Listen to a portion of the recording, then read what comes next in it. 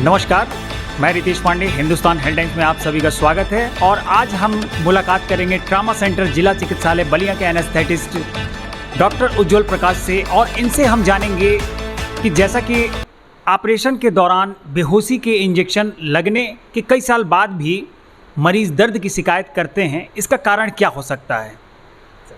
नमस्कार रितेश जी, और आपके माध्यम से मैं आपके सभी दर्शकों का भी हार्दिक अभिवादन करता हूं।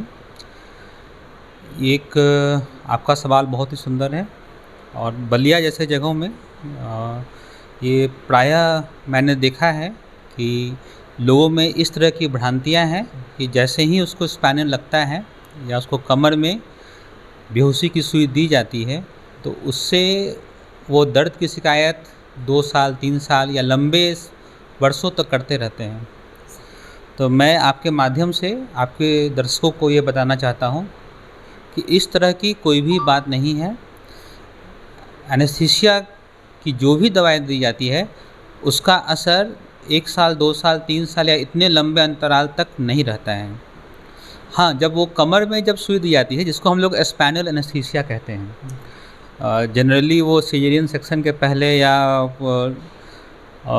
शरीर के नीचे के अंगों का ऑपरेशन होता है, तो उस समय ये दिया जाता है।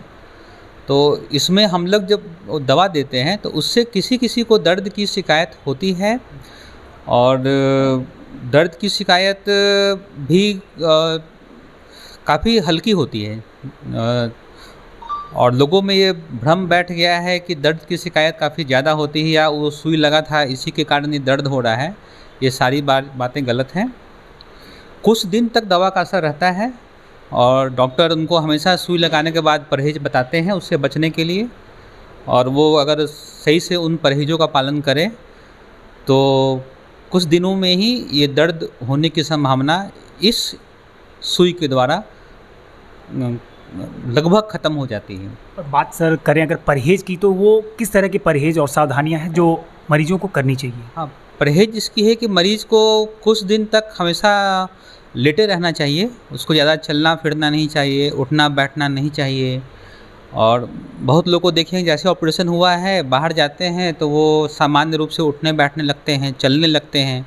तो ऐसा करने से संभावना बढ़ जाती है कि उनका सर का दर्द बढ़ सकता है।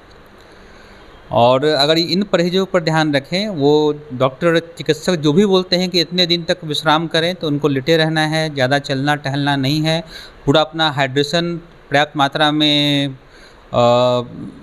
शरीर की ज़रूरत के हिसाब से द्रव्य का सेवन करें, और चिकित्सीय सहायता लें। जब कोई दिक्कत होता है, दर्द होता है, तो उसकी दवाएं भी हैं, और अपने चिकित्सक से मिलें, वो उनको दवा देंगे और उनसे काफ़ी राहत मिलता है। और ये किसी किसी को होता है, सबको नहीं होता है। 100 में से 1-2 मरीज़ शिकायत करते हैं इस तरह का, और लंबे अंतराल तो किसी का ही होता है। अब समय बीतता है तो उसको साथ में कुछ और बीमारी भी हो सकती है, उसके रीढ़ की हड्डी में बीमारी हो सकती है, उसको चोट लग सकता है, कोई ट्यूमर हो सकता है, किसी तरह का उसको टीबी हो सकता है। तो बहुत सारी अन्य बीमारियां भी होती हैं जिसके कारण कमर में दर्द होता है, और मरीज़ उसको पुरानी सुई से उसको कोरिलेट कर देता है, उससे जोड़ लेता है कि हाँ सुई लगा था इसी कारण हो रहा है। ऐसा कुछ भी नहीं है। उम्र बढ़ने के कारण सामान्य चेंजेस भी हड्डियों में होती हैं, उसके कारण भी दर्द हो सकता है। कोई नस दब सकती है, उसके कारण भी दर्द हो सकता है।